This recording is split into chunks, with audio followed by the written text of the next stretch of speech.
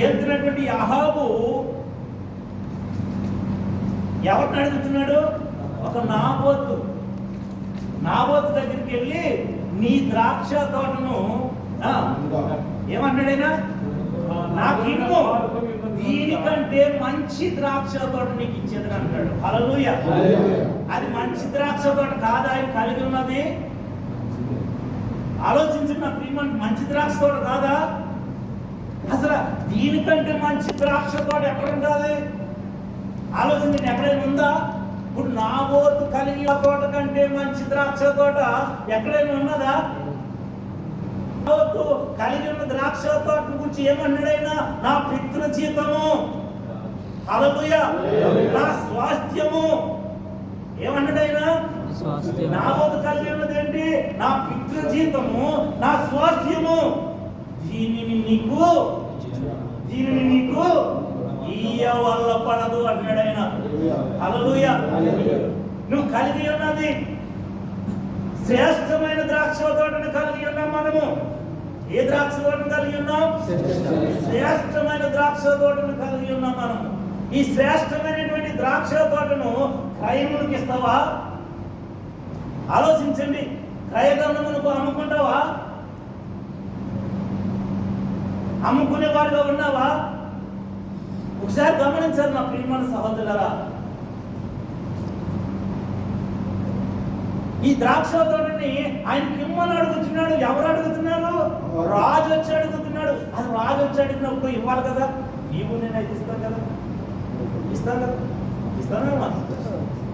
ముందు ఇచ్చేది. మంచి ద్రాక్ష తోట ఇస్తాను అంటారు కదా రాజుగారు. మంచి ద్రాక్ష తోట ఎత్తున్నప్పుడు నాకు ఇది తీసుకొని కూర తోటకే కదా మీరు అడుగుతున్నారు. దీన్ని తీసుకోండి అని మనము ఏం చేస్తాం?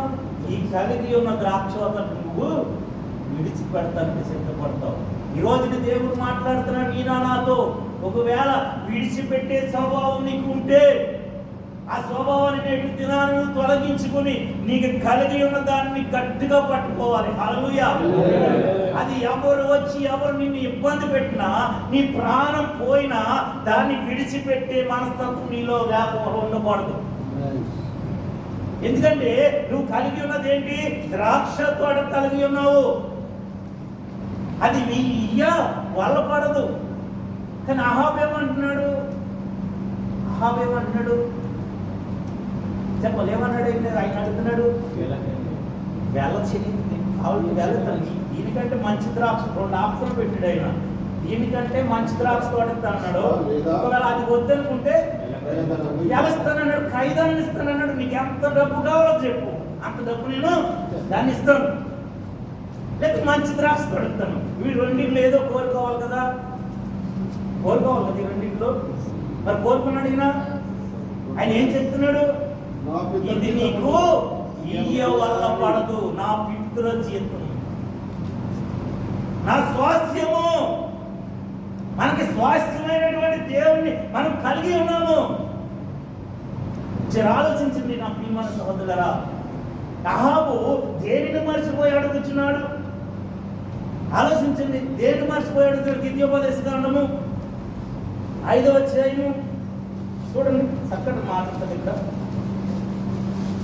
వాక్యాన్ని మనం గమనించినట్లయితే నా ప్రియమైన 5వ అధ్యాయం 21వ వచనంలో ఏమన్నా చూడండి. అక్కడ నీ పొరుగువాని భార్యను ఆశింపకూడదు, నీ పొరుగువాని ఇంటినైనను వాని పొలమునైనను వాని దాసునైనను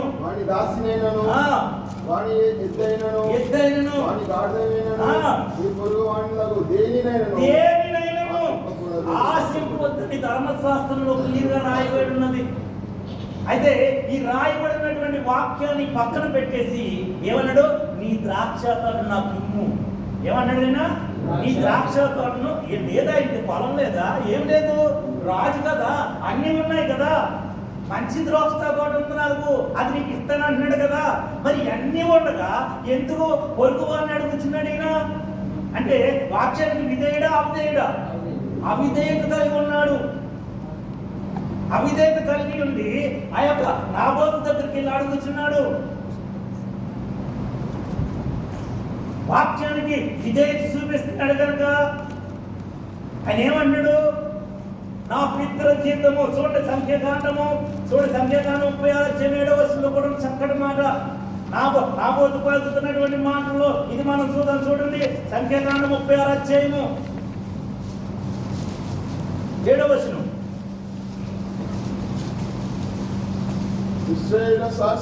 ఇశ్రాయేలు స్వాస్థ్యము గోత్రముల నుండి వేరొక గోత్రంలోనికి పోకూడదు. ఇశ్రాయేలు తన పితరుల గోత్ర స్వాస్థ్యమును ప్రతివాడును తన పితరుల గోత్ర స్వాస్థ్యమును తన రాజ్యమును అత్తుకుని ఉండాలి. హల్లెలూయా. నాబోతు చేస్తున్నటువంటి పని ఏంటంటే అత్తుకుని ఉన్నాడు. నీకు ఇయ్యా వల్ల పడదు. ఇది నా పితరుల స్వాస్థ్యము, నా పితరుల స్వాస్థ్యము కనుక దీన్ని నీకు ఇయ్యా వల్ల పడదు అంటున్నాడు ఆయన. హల్లెలూయా, హల్లెలూయా.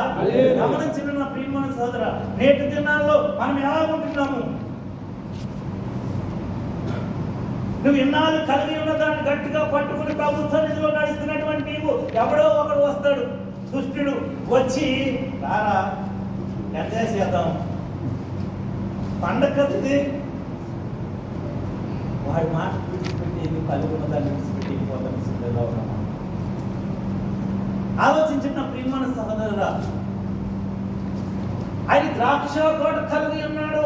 ఆ ద్రాక్ష తోట నిమిత్తము ప్రాణాన్ని ఇవ్వటానికైనా సిద్ధపడుతున్నాడు. ప్రాణాన్ని ఇవ్వటానికి కూడా సిద్ధపడుతున్నాడు.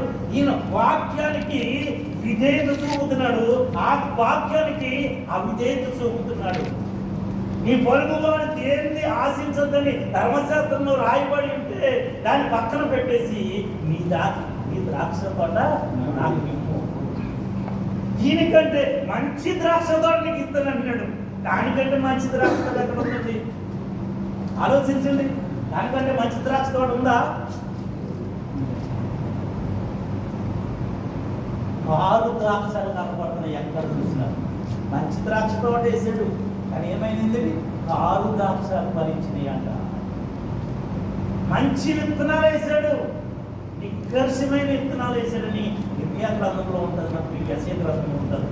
కానీ ఆయన కూడా వచ్చినప్పుడు ఏం ఫలించాయి? కారు ద్రాక్షలు ఫలించినాయి. ఈరోజు నీవు ఎలా ఉన్నావు ఒకసారి ఆలోచించుకోవాలి ప్రతి ఒక్కరు. ఎందుకంటే మనకు కలిగి ఉన్నటువంటి వాక్యాన్ని ఏ దేనికి కూడా మనం అమ్ముకోకూడదని వాక్యం సెలవిస్తుంది. నాబోతు అదే చేశాడు. నా ప్రియమైన సోదరుడు, నాబోతు అదే చేశాడు. ఎప్పుడైతే దీనికి ఇవ్వను అని అన్నాడో, దీనికి వియ్య వలపడుతున్నాడు, వెంటనే పాపకి చెడిపోయి ఆ భోజనం చేయకుండా మూసుకొని వాడే ఓ మూలం పడుకున్నాడంట. ఆ భార్య వచ్చి అంటది, చూడండి అతడు ఆమెతో ఇట్లా, నేను నీ ద్రాక్ష తోటను క్రయమునకు నాకేమో, లేక నీకు అనుకూలమైన ఎడల దానికి మారుగా మరి యొక్క ద్రాక్ష తోట నీకు ఇచ్చేదనని ఇశ్రాయేలీయుడైన నాబోతుతో నేను చెప్పగా అతడు నా ద్రాక్ష తోట నీకు ఇయ్యనను. అందుకు అతని భార్య అయిన యెజబేలు ఇశ్రాయేలులో నీవు ఇప్పుడు రాజ్య పరిపాలన చేయటలేదా? రాజ్య పరిపాలన చేయటలేదా? తన భర్త అయినటువంటి రాజును అహాబుని అంటుందండి, నువ్వు ఇశ్రాయేల్లో నువ్వు రాజు కదా, నీకు ఇయ్యననేటువంటి వాడు ఎవరున్నాడు?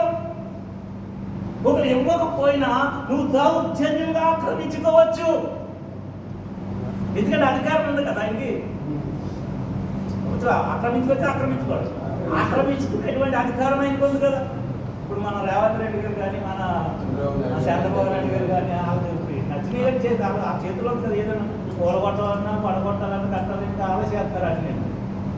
ఎందుకంటే అటువంటి రోజులు మనకు రాబోతే కానీ ఇటువంటి మాటలు దేవుడు మనతో మాట్లాడుతున్నాడు. నా ప్రియమైన సహోదరులారా, నువ్వు ఎట్టి ధైర్యముతో ప్రభు సన్నిధానంలో నిలబడాలో రానున్న దినాల్లో నువ్వు కలిగి ఉన్న దానిని ప్రాణం పోయినా కూడా దాన్ని విడిచి వదలకూడదు. హల్లెలూయా, హల్లెలూయా. ఇటువంటి నిజమైన ద్రాక్ష వలన నువ్వు కలిగి ఉన్నావు. ఆ ద్రాక్ష తోటని క్రయమునకు అమ్మకూడదని దేవుని యొక్క వాక్యం సెలవిస్తుంది. ఆలోచించండి. ఈ నాబోతు వాక్యానికి విధేయుడు కనుక పితరుల స్వాస్థ్యమును వేరొక గోత్రంలోనికి చేంజ్ చేయకూడదని చెప్తున్నాడు ఇక్కడ ఆయన. మీరు ఆలోచించండి నా ప్రియమైన సోదరుల, ఎందుకంటే దేవుని యొక్క వాక్యము ఆయన కలిగి ఉండాలి. మనం ఎప్పుడు కూడా నెబుకద్నెజరు రాజు షడ్రక్ మేషక్ అబేద్నెగోలు ఏం చేశాడు చెప్పరు? ఏం చేశారు? అక్కడ ఏం చేయమన్నారు? ఏం చేయమన్నారు? తాను నిలబెట్టించినటువంటి ప్రతికి మొక్కలని చెప్పి మొక్కలన్నీ అగ్ని గుండంలో వేస్తానన్నారు. హల్లెలూయా. మొక్కల వాడు ఏం చేస్తానన్నాడు? అగ్ని గుండంలో వేస్తాను. భయపడిపోయి వెళ్ళిపోయి సరైన రాజు గారు మీరు నిలబెట్టిన ప్రతినిధి మేము మొక్కుతాము అని అన్నారా? అని అన్నారా? చెప్పాలి. ఏమన్నారు? ఏమన్నారు? రాజా ఏమన్నాడు? వాళ్ళు ఏమన్నారు? రాజా దీనిని కూర్చి చింత మాకు లేదు, మా దేవుడు రక్షించకపోయినా పర్వాలేదు, రక్షించడానికి సమాధుడు, రక్షింపకపోయినా పర్వాలేదు, నీవు నిలబెట్టించినటువంటి ప్రతిమకు మాత్రం మేము హల్లెలూయా. గమనించిన ప్రియమైన సహోదరురా, నువ్వు నిలబెట్టిన ప్రతిమ మేము మొక్కము అన్న. సరే ఎప్పుడుగా నా 7 అగ్నిగుండాన్ని వేడి చేసి తీసుకెళ్లి తక్షణమే అగ్నిగుండం వేసేసారు. ఏం చేశారు? అయ్యా ఏంటి చేసేరా? లేదా చేసేరా? కాలిపోయారా? కాలిపోయారు చెప్పండి. ఎవరు కాలిపోయారు? కాలిపోయారు. వాళ్ళు ఇసిరినోళ్ళు కాలిపోయారు. అందులో ఎలా తిరుగుతున్నారు? 4 కూడా తిరుగుతున్నారంట. ఎలా తిరుగుతున్నారు చెప్పాలి? ఎలా తిరుగుతున్నారు చెప్పండి. అందుకు రాజు ఎలా తిరుగుతున్నారు? బంధకములు లేక తిరుగుతున్నారు. బంధకములు లేక తిరుగుతున్నారు. జర ఆలోచించిన నా ప్రియమైన సోదరులు, ఎందుకంటే దేవుని ఒక వాక్యం అటువంటి శక్తి కలది. ఇప్పుడు నాబోతుని ఇక్కడ అహాబు నా భార్య వచ్చి ఇప్పుడు ఏమంటుందండి? అక్కడ ఒకసారి చదువు. ఏమంటుందండి? నువ్వు రాజ్య పరిపాలన చేయట్లేదా? లేచి భోజనము చేసి సంతోషంగా ఉండము. నేనే ఇశ్రాయేలీయుడైన నాబోతు ద్రాక్ష తోట నీకు ఇప్పించదని అతనితో చెప్పి అహాబు పేరట తాకీదు రాయించి అతని ముద్రతో ముద్రించి ఆ తాకీదును నాబోతు నివాసం చేయించున్న. హల్లెలూయా. తాకీదు రాయించేసింది రాజు పేరట. ఉపవాస దినము చాటించాలి, అందరూ కూడా దేవునికి ప్రార్థన చేయాలి. ఏమనంటే అని చెప్పి ఏం రాయించింది? నాబోతు ద్రాక్ష తోటమని రాయించలేదు. ఏమని రాయించింది? ఉపవాస దినము చాటించింది. ఉపవాసము అందరూ కూడా పాటించాలి, దేవునికి ప్రార్థన చేయాలి అని చెప్పి పాటించింది. పాటించకు నాబోతు ప్రార్థన చేస్తాడా చేయడా?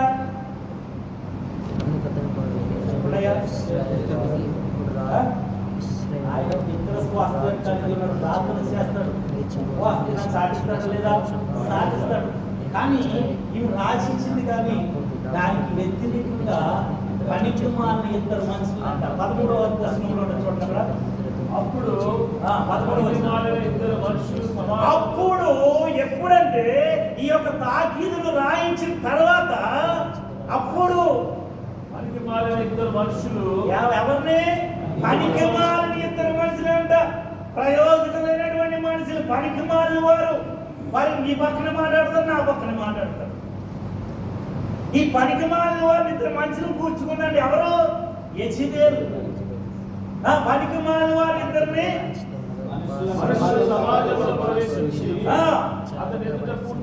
అతని ఎదుట కూర్చుండి నాబోతు దేవుని రాజును దూషించినని జనుల సమక్షమున నాబోతు మీద సాక్ష్యం పలకగా వారు పట్టణము బయటికి అతన్ని తీసుకొని పోయి రాళ్లతో సాగుకొట్టారంటే చూడండి. ఆలోచించుకున్నాం. రాళ్లతో ఎక్కడ సాగుకొట్టారు? పట్టణంలో సాగుకొట్టచ్చు కదా. పట్టణంలో సాగుకొట్టచ్చు కదా. ఎందుకు సాగుకొట్టలేదంటే ఈ నాబోతు ఎవరికి సాదృశ్యం? ప్రభు అయిన యేసయ్యకి సాదృశ్యంగా ఉన్నాడు. హల్లెలూయా. హల్లెలూయా. ప్రభు అయిన యేసయ్యకు స్వాగతిస్తూ ఉన్నారు. ఎవరిని ఇక్కడ ఆయన లేనిపోయిన పనికిమాలను తీసుకొచ్చి ఏమని చెప్పేటుంది? దేవుణ్ణి రాజును, దేవుణ్ణి రాజును. అల్లాడు యేసయ్యని కూడా సిలువేసినప్పుడు మత్తయి సువార్త 26వ అధ్యాయం చూడండి. యేసయ్యని సిలువేసినప్పుడు కూడా ఏం చేసేది? దేవదూతలు చేసిన వీడితో సాక్షులతో పని ఏంటని గబ్బుని వెలపలకు తీసుకెళ్ళిపోయి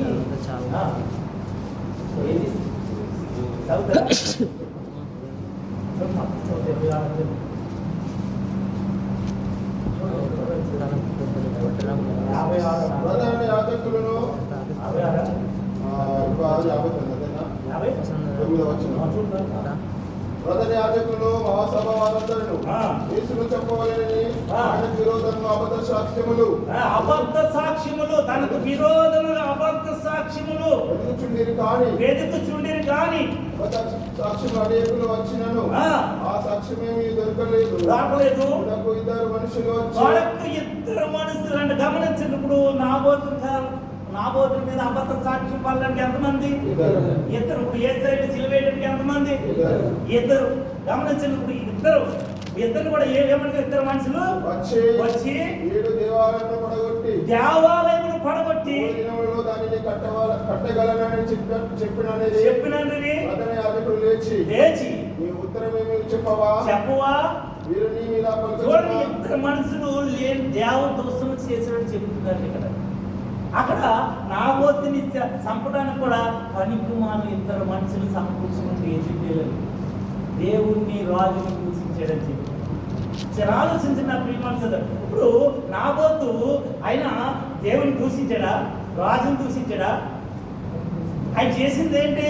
తన కలిగి ఉన్న స్వాస్థ్యాన్ని నేను కైమునికి ఇవ్వమంటాడు, నీకు ఇవ్వనని చెప్తున్నాడు.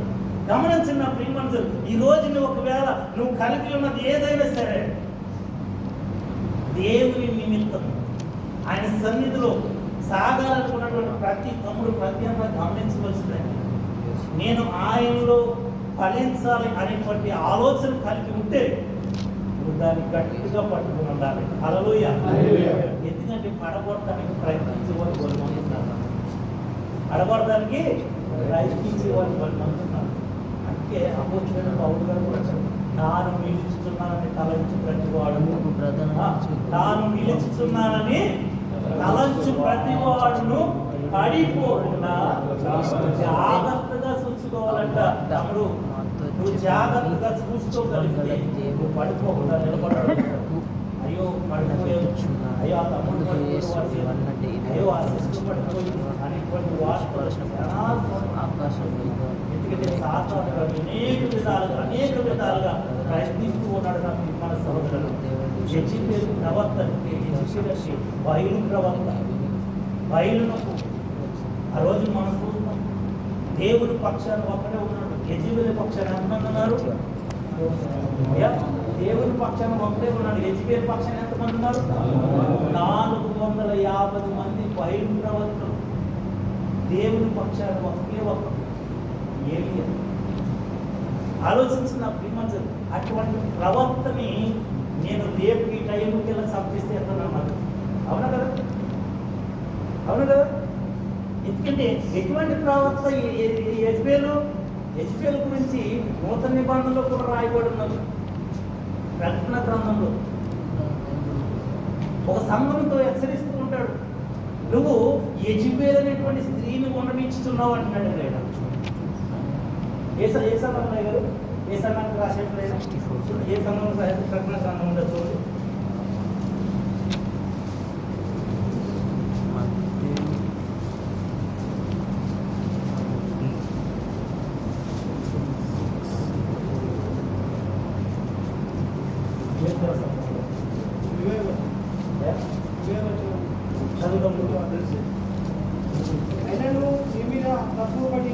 అయినను ఏమనగా ప్రవక్త అని చెప్పుకొనుచున్న యెజబెలు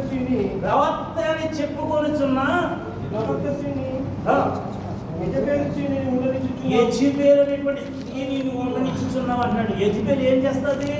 యెజబెల్ ఏం చేస్తుంది? ఉండనిస్తే చెప్పాలి. యెజబెల్కి వ్యతిరేకంగా చెప్తే తెల్లారినప్పుడుగా మనుషులు ఓడతాడంట. అర్థమైందండి? ఏమైపోయేవారు?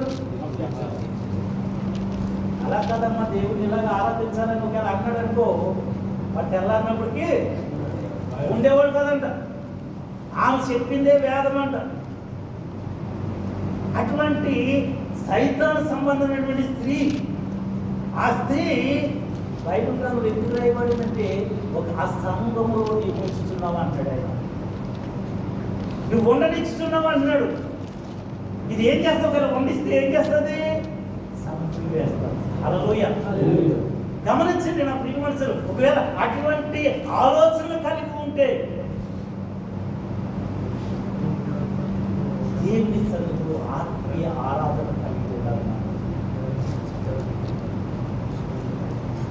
ధర్మశాస్త్రాలు కలిగినటువంటి వ్యక్తి, వాక్యాన్ని గమనిస్తున్నటువంటి వ్యక్తి నాబోతు, అటువంటి వ్యక్తిని లేనిపోని నిందలు వేసి చంపిస్తానని శపథం చేసింది. ఆ తోట నీకు ఇప్పిస్తానన్నది. ఏం చేసేది కాబట్టి 19వ వచనం, నీవు అతన్ని చూసి ఇలా ప్రకటించుము. నీవు అతను చూసి రాజు 19 యెహోవా సెలవిచ్చినదేమనగా, యెహోవా సెలవిచ్చినదేమనగా, దీన్ని స్వాధీనపరచుకునేవాలనని నీవు నాబోతును చంపించితివి కదా. యెహోవా సెలవిచ్చినదేమనగా, యెహోవా సెలవిచ్చినదేమనగా, ఏ స్థలమందు కుక్కలు నాబోతు రక్తమును నాకెను, ఆ స్థలమందే కుక్కలు నీ రక్తమును నిజముగా నాకునని నిజముగా నాకునని అతనితో చెప్తున్నాను. ఎవరు పంపడు? నీకు అయ్యా ఎవరు పంపడు? ఏలియాను పంపించాడు. దేవుడు చూశాడు కదా, నాబోతుకి కలిగి ఉన్న దాన్ని ఆక్రమించుకోవాలని చెప్పి ఎన్నో లేనిపోని ప్రయత్నాలు చేసి అతన్ని ప్రాణం మీదకి తెచ్చి తన ప్రాణాన్ని కూడా తీయాలని ప్రయత్నించారు. తీశారు. తండ్రి దేవుడు వదిలేసాడా? చెప్పండి. తనకు కలిగి ఉన్న దాని కొరకు ప్రాణాన్ని పోగొట్టుకున్నాడు. వదిలేసాడా దేవుడు? చెప్పండి. వెంటనే అహాబు రాజు దగ్గరికి పంపించాడు. ఎవరిని? ఏలియా ప్రభుత్వం పంపించి హెచ్చరిస్తున్నాడు. ఏమని హెచ్చరిస్తున్నాడు? తమ్ముడు మళ్ళీ ఒకసారి చదవలేదు. 19 నీవు అతన్ని చూసి ప్రకటించము. ఎవరితో చెప్తున్నాడు? ఏలియాతో చెప్తున్నాడు. ఇక్కడ అహాబు దగ్గరికి వెళ్ళి అతను చూసి ఇలాగ ప్రకటించము. యెహోవా సెలవిచ్చుచున్నదేమనగా, దీనిని ఈ యొక్క నాబోతు కలిగి ఉన్న ద్రాక్ష తోటను నీవు స్వాధీనపరచుకునవలెనని. నీవు నాబోతుని చంపితివి కదా. యెహోవా సెలవిచ్చుచున్నదేమనగా, ఏ స్థలమందు కుక్కలు నాబోతు రక్తమును నాకిను, ఆ స్థలమందే కుక్కలు నీ రక్తమును నిజముగా నాకునని అతను అహాబుతో చెప్తున్నాడు. దేవుడు పంపించాడు ఏలియాని. ఏలియా, అహాబు నువ్వు నాబోతుని ఈ విధంగా నువ్వు చంపావు కదా. ఏ స్థలమందైతే నాబోతుని చంపావు, నాబోతు యొక్క రక్తము కుక్కలు నాగాయో ఆ స్థలమంది నీ రక్తము కూడా కుక్కలు నాగుతాయని చెప్పాడు కదా. ఆలోచించిన ప్రేమ, దేవుడు తెచ్చిపెడతాడని అనుకోవద్దు. ఎప్పుడు కూడా నీ యథార్థ జీవితం నువ్వు కలిగి ఉన్నప్పుడు, నీ యథార్థ ప్రవర్తన నువ్వు కలిగి ఉన్నప్పుడు దేవుడు ఏ విధము చేతనైనా నిన్ను విడిచిపెట్టే దేవుడు కాదండి. ఆయన ఏబేలు రక్తము భూమిలో నిన్ను మొరపెట్టిందంట. కయీను అడుగుతున్నాడు వచ్చి, నీ తమ్ముడైన ఏబేలు ఎక్కడున్నాడు? ఏమన్నాడు? నా తమ్ముడిని కావాలన్నా. దేవుడు నిత్యము చూస్తున్నటువంటి దేవుడు. అవి చూడలేదా ఏబేలు చంపేసినట్టు? దేవుడు చూడలేదా? చూశాడు. దానికి తన రక్తము మొరపెడుతుందంట. హల్లెలూయా. నేలలో నుండి ఏబేలు రక్తం దేవునికి మొరపెట్టినప్పుడు దేవుడు వచ్చి కయీను అడుగుతున్నాడు, ఎక్కడున్నాడు నీ తమ్ముడు? ఏం చెప్తాడని తెలుసు కదా, దేవుడు తెలుసు కదా.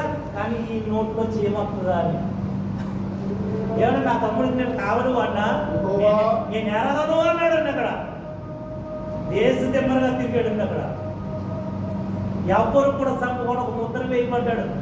నువ్వు అనేకమైన వ్యాధులకు గురవుతావు అని చెప్పి ఆలోచించిన నా ప్రియమైన సోదరుడు, నువ్వు కలిగి ఉన్న దాన్ని యథార్థత ఏదైనా సరే, అది ఒకవేళ నువ్వు కలిగి ఉన్నది నీకు ఇబ్బంది పరుస్తుంటే దాన్ని విడిచిపెట్టు. నువ్వు కలిగి ఉన్న దాన్ని బట్టి నువ్వు ముందుకు కొనసాగుతుంటే దాన్ని పట్టుకుని ముందుకు కొనసాగాలి. హల్లెలూయా. సొలొమోను మహారాజు మొదటి రాజులు గారు 11:3 ఒకసారి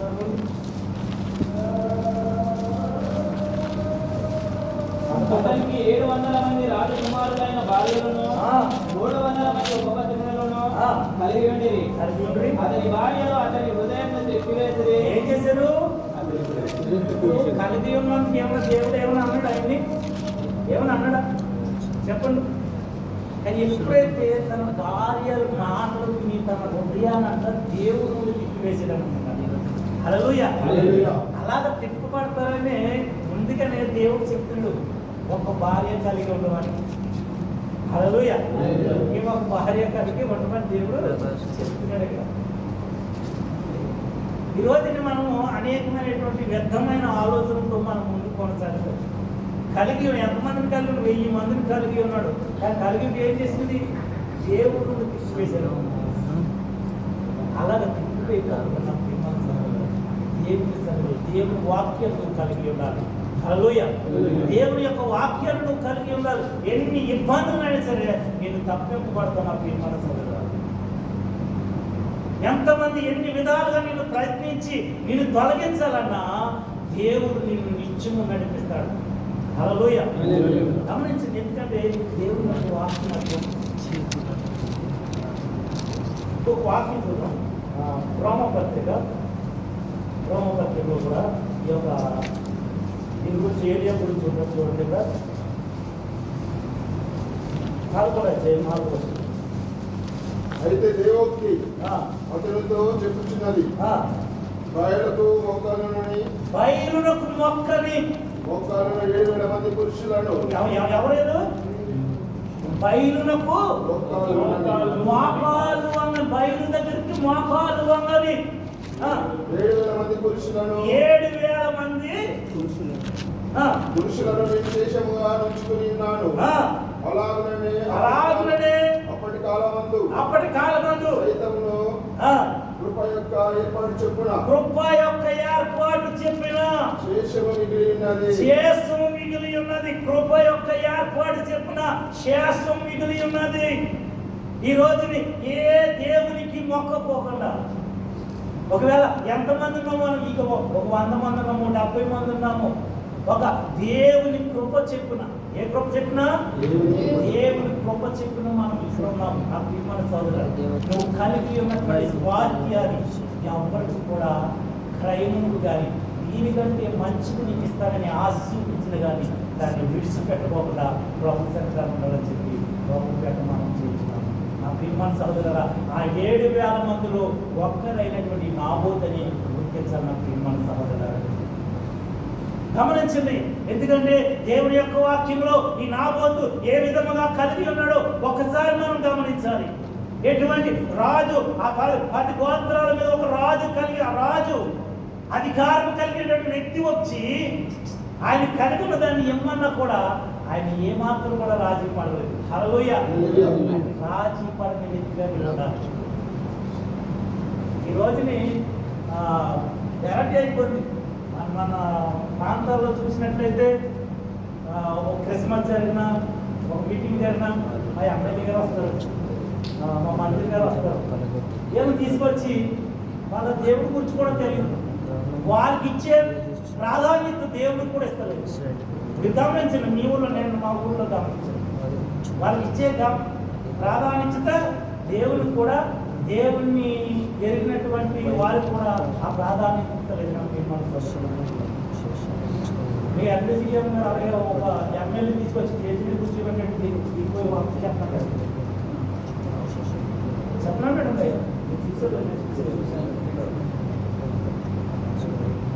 ఎందుకంటే నువ్వు కలిగి ఉన్నది ఎవరిని కలిగి ఉన్నావు? రాజుని. హల్లెలూయా.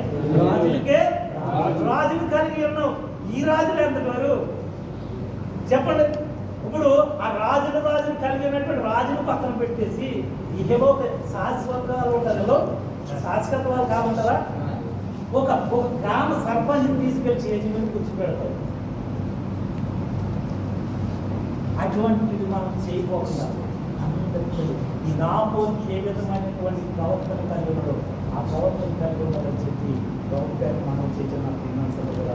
ఎందుకంటే దేవుడు ఇచ్చిన సూచన చెప్పాడు, రేపు పొద్దున్న ఈ రోజుని నాబోతుని అన్యాయంగా నువ్వు చంపవు, రేపు నువ్వు ఈ విధంగా నేను చంపబడ్డావు. నెరవేరుకోలేదా?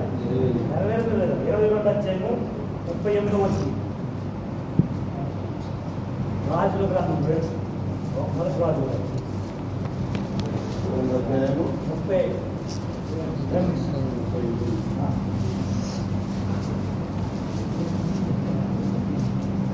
సిరియా రాజు తన రథముల మీద అధికారులైన 30 ఇద్దరు అధిపతులను పిలిపించి అల్పులతోనైనను గనులతోనైనను మీరు పోట్లాడవద్దు, ఇశ్రాయేలు రాజుతో మాత్రమే పోట్లాడుడని ఆజ్ఞయించి ఉండగా రథాధిపతులు యెహోషాపాతును చూసి మొదటి రాజుల గ్రంథం 22:38 వేశ్యలు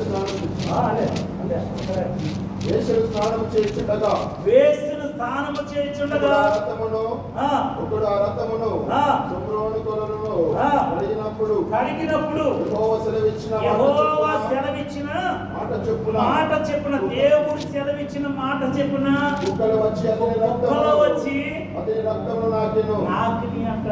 అహాబు చనిపోయింది, ఆ రథం మీద రక్తం ఉంటే ఆ రక్తం కుక్కలు నాకుతున్నాయి. ఆలోచించండి, దేవుడు చెప్పేది కూడా నిరాధకము కాదండి. అందుకే ఆయన మాటను జాగ్రత్తగా కైకొనాలట. ఆయన వాక్యాన్ని జాగ్రత్తగా మనం కైకొనాలి. కైకొని వారు ధన్యులు. హల్లెలూయా. కైకొని వారు ధన్యులు. గమనించి రోజుని ఎవరో ఏదో రాజు రాజుకు లోబడుతుంది, అధికారులకు లోబడడం ఉంది, వాక్యం చదివిస్తుంది. కానీ నువ్వు కలిగి ఉన్నదాన్ని విడిచిపెట్టమని ఉందా? అధికారికి లోబడడానికి ప్రార్థన చేయమంది, అధికారులు అందరూ కూడా ప్రార్థన చేయమంది. కానీ ఏమని చెప్పాలి? ఎటువంటి బాధ ఎవరండి చెప్పాలి? నా మిత్రుల జీవితం, నా స్వాస్థ్యం పడదు. నువ్వు ఎంత మంచిది ఇచ్చినా, ఎండి బంగారాలు ఇచ్చినా, నేను కలిగి ఉన్నాను మాత్రం ఇయ్య వల్ల పడదని ఎప్పుడైనా చెప్పి ధైర్యంగా ఉండాలి. నాకు మనసు అందగా అటువంటి ధైర్యాన్ని కోల్పోయావా నువ్వు కింద పడిపో. ధైర్యంగా నిలబడ్డావా ఎక్కడికి వెళ్ళినా ఏం కాదు, సరిపోయిన కాదు. ఆ నిమిత్తం తన ప్రాణం పోగొట్టుకునేవాడు ఎవరండి? ఆయన నిమిత్తం తన ప్రాణం పోగొట్టుకునేవాడు దాన్ని దక్కించుకుంటాడంట. మనసు అందగా అదే గురించి జీవం. ఆయన నిమిత్తము నువ్వు ఒక దొంగగానో వ్యభిచారిగానో నువ్వు అమ్ముడిపోయిన వాడుగానో నువ్వు ప్రాణం పోగొట్టుకుంటే అది ఆయన లెక్కలో చేర్చడు కాదు. తన నిమిత్తం ప్రాణం పోగొట్టుకుంటే దాన్ని కొట్టుకునే అవకాశం దేవుడు అనుగ్రహిస్తాడు.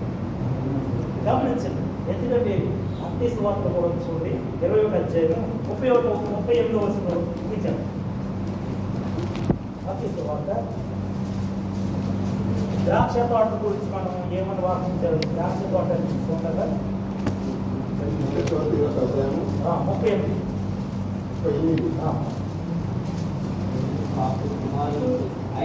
అయినను కాపురు కుమారుని చూసి ఇతడు వారసుడు ఇతని చంపి ఇతని స్వాస్థ్యము తీసుకుందాము రండని తమలో తాము చెప్పుకొని అతను పట్టుకుని ద్రాక్ష తోట వెలపట పడవేసి చంపిరట. ఇతని స్వాస్థ్యము మనం తీసుకుంటున్నాము. ఎక్కడ చంపరండి? ద్రాక్ష తోట వెలపడం తీసుకెళ్ళి చంపివేస్తారని చెప్పి అతని స్వాస్థ్యాన్ని తీసుకోవటానికి ఎంతో మంది ప్రయత్నిస్తూ ఉన్నారు. మనమందరం కూడా దేవుని యొక్క స్వాస్థ్యం కలిగినటువంటి వారిని ఈ రోజున మనం ఎలా ఉంటున్నామో ఒకసారి ఆలోచించండి. ఆయన కలిగి ఉన్న దాన్ని మనం గట్టిగా పట్టుకోవాలి. ఎటువంటి నిందలు వచ్చినా అపనిందలు వచ్చినా ఎక్కడ కూడా తొలగిపోకూడదు. ప్రాణాపాయ స్థితి వచ్చినా కూడా తొలగిపోకూడదు. నిందల పాలై నిత్య నిబంధన నీతో చేసిన దానియేలుకు నిందల పాలై నిత్య నిబంధన నీతో చేసిన దానియేలుకు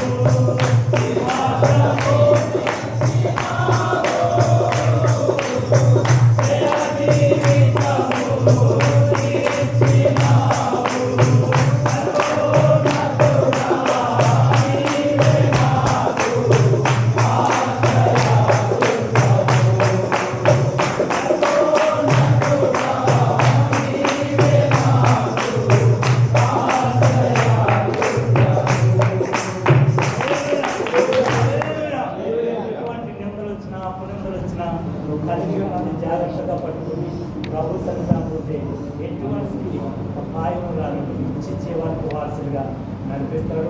కొద్ది మాటలో దేవుడు గురించిన తర్వాత పరిశుద్ధులు వెళ్ళండి. మరింతవరకు మీ బిడ్డలతో నాతో మాట్లాడారయ్యా. ఒకవేళ ఏ అవిధేయత చేత కానీ ఏ ఆత్మవిశ్వాసం చేత కానీ ఈ వాక్యానికి మాత్రం అవిధేయులుగా ఉండకూడదు ప్రభు. విధేయత కలిగి తండ్రి మాకు కలిగి ఉన్న దాన్ని జాగ్రత్తగా చూసుకుంటూ ప్రభా తండ్రి అది మమ్మల్ని ఏ విధమైన పడిపోకుండా తండ్రి ప్రభా చూసుకోవడానికి సహాయం చేయండి.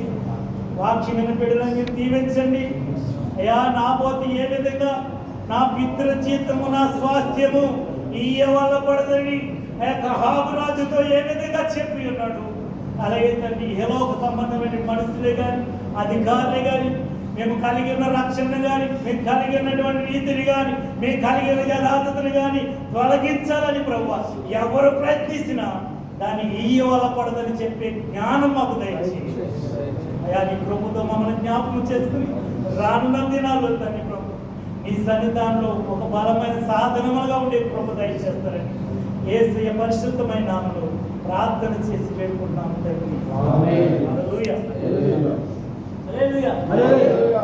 అందరూ చెప్పండి దేవుని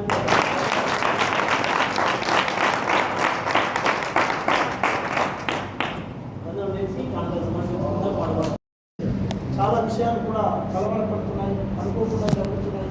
ఆ ఊహించని సంఘటనలు ఆ ఇంటిలోనూ ఆ పట్టణంలోనూ మన కుటుంబంలో జరుగుతున్నాయి. అప్పుడు ఏం చేయాలో మనకు తెలుస్తలేదు. కలవరపడి అనుకోకుండా కొన్ని విషయాలలో తొందరపడి నిర్ణయాలు తీసుకొని మన కుటుంబాల మీదకి కలవరాలు తెస్తున్నామనే మాట ప్రభువు చెప్పాడు. రెండవ వర్తమానము మరి నాదోకు ద్రాక్ష దోష గురించి చెప్పాడు. ఆయనను పనిచేసింది ఏంటంటే, ఆయన రాజు కనుక పక్క పన్న తోట ఉన్నప్పుడు అడిగాడు న్యాయమే, అయ్యా ఈ భూమికి బదిలిస్తాను. రెండవది భూమి అందరికీ పైసలు ఇస్తాను. న్యాయమే అడుగుడు. కానీ ఆయన ఏమన్నాడు, మా తాత ముత్తాతలు అయ్యా మీరు ఇయ్యలేదు, మా తాత ముత్తాతల భూమి అన్నాడు. అంతవరకు ఓకే, కానీ నేను రాజును కదా నేను ఏమైనా చేసేద్దా అని ప్రాణం తీసింది మంచిది కాదు. ఏ అన్యాయంగా ఎవరినైతే రక్తం నాకు అధికారం ఉన్నది అని రక్తము ముక్కలు నాకు ఇచ్చినాయో దేవుడు చేసినోడికి చేసినంత సేమ్ ఏం చేస్తే అదే చేశాడు. కాబట్టి అందులో ఆయన పనిచేసింది ఏంటంటే శరీరాశ, నేత్రాశ, జీవపు డంబాలు, ఈ 3 మార్గంలో పనిచేస్తున్నాయి. ఈ నాబోతులో పనిచేసింది ఏంటంటే నేత్రాశ పనిచేసింది. నాకు అది కావాలి, నేను తీసుకుంటా, నాకు ఇస్తే మంచిది, లేకపోతే నేను చూస్తా, ఆ పొలం ఇస్తే, ఆ ప్లాట్ ఇస్తే నువ్వు ఎట్లా పోతావో ఈ రోజులలో జరుగుతున్నాయి. అది మంచిది కాదు. అడిగితే తీసుకోవాలా, ఇవ్వకపోతే ఊపాలా, అంతేనా? మా జీవపు డంబాలు, అధికారం, నేను కావాలా, నేను ఓడగొడతా, ఇవన్నీ మనకు మంచిది. ఈ 3 దేవుని వాళ్ళకి ఈ 3 కంట్రోల్ ఉంచుకుంటే మనం దేవుడు ఎంతని దీవించును కాక. సమర్పణ ఇండియా నుంచి ఈరోజు మనకు సంఘాంతో చెప్పుకున్నాడు. ఆయనకు భార్య విషయం ఏదో తొందర వచ్చిందట, కోర్టు కేసు వేసిందట. మరి సమర్పణ అంటే భక్తులు ఉండేవాడు జంగులాల్లో. ఆయన ఆఫ్దాన్లో ఆ పెట్రోల్ కంపెనీలో మరి ఆ గ్యాస్ ఐలాండ్లో పనిచేస్తాడు. 3 నెలలకు ఒకసారి పోతాడు. మీకు తెలుసు, పక్కన పిల్లాడు సమర్పణ.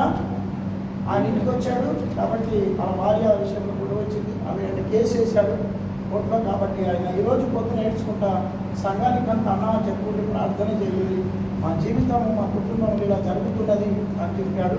సమర్పణ గురించి ప్రార్థన చేయండి.